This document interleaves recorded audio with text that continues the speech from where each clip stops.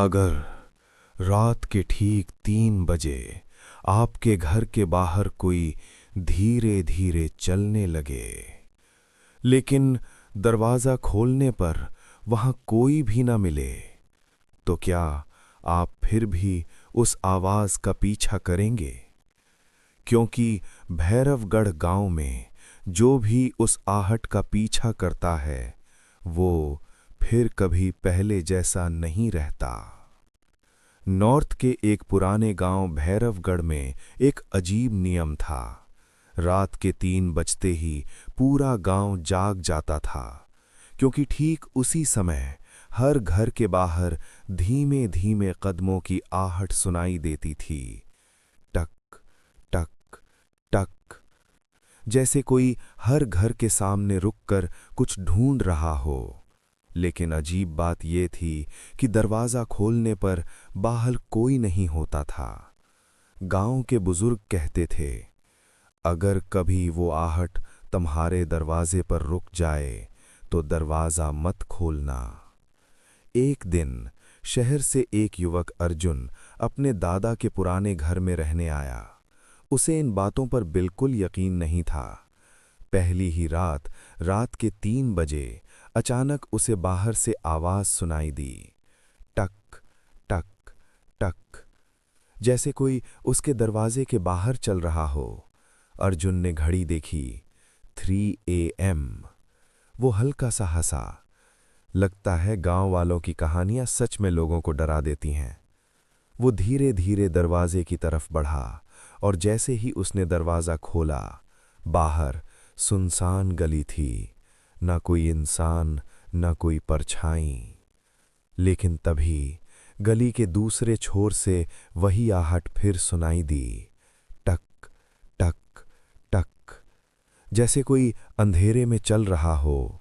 अर्जुन ने टॉर्च उठाई और उस आवाज़ का पीछा करने लगा। गांव की गलियां पार करते करते वो एक पुराने पीपल के पेड़ के पास पहुंच गया। वहीं जहां गांव वाले रात को जाने से डरते थे।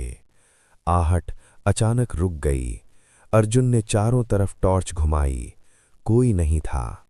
तभी उसके पीछे से किसी ने धीरे से फुसफुसाया, तूने दरवाज़ा क्यों खोला? अर्जुन तेजी से पलटा, लेकिन पीछे सिर्फ खाली सड़क थी। उसका दिल जोर जोर से धड़कने लगा।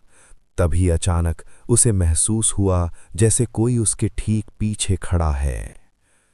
अगली सुबह अर्जुन ने गांव के बुजुर्ग रामदीन बाबा को सब कुछ बताया। रामदीन बाबा का चेहरा पीला पड़ गया। उन्होंने धीमी आवाज में कहा, आज से 70 साल पहले इसी गांव में एक आदमी को झूठे आरोप में गांव वालों ने मार दिया था। मरते वक्त उसने कहा था, मैं हर रात लौटूंगा और हर घर के सामने चलूंगा जब तक असली गुनहगार सामने नहीं आ जाता। अर्जुन ने पूछा, तो असली गुनहगार कौन था? रामदीन बाबा कुछ सेकंड चुप रहे, फिर धीरे से बोले, कोई नहीं जानता। उस रात फिर 3 बजे आहट आई, लेकिन इस बार वो अर्जुन के दरवाजे पर आकर रुक गई। टक टक, जैसे कोई दरवाजे के ठीक बाहर खड़ा हो। अर्जुन डरते डरते दरवाजे के पास गया। तभी बाहर से आवाज आई, दरवाज़ा खोलो। अर्जुन के हाथ कांपने लगे, लेकिन जिज्ञासा डर से ज्यादा थी। उसने दरवाज़ा खोल दिया और सामने जो खड़ा था उसे देखकर अर्जुन की चीख निकल गई, क्योंकि वहां कोई भूत नहीं बल्कि रामदीन बाबा खड़े थे। लेकिन उनकी आंखें पूरी तरह काली हो चुकी थीं। उन्होंने मुस्कुराकर कहा, असली गुनहगार मैं ही था। अगले दिन गांव वालों ने देखा अर्जुन का घर खाली था। दरवाज़ा खुला हुआ था और ज़मीन पर सिर्फ कदमों के निशान थे, जो पूरे गांव में घूमते हुए अब हर घर के सामने रुक रहे थे। कहते हैं, अब रात के 3 बजे भैरवगढ़ गांव में एक नहीं 2 लोगों की आहट सुनाई देती है, टक टक टक। और गांव वाले कहते हैं, जिस रात वो आहट आपके दरवाजे पर रुक जाए तो भूल कर भी दरवाज़ा मत खोलना, क्योंकि शायद इस बार वो आपको ढूंढ रही हो।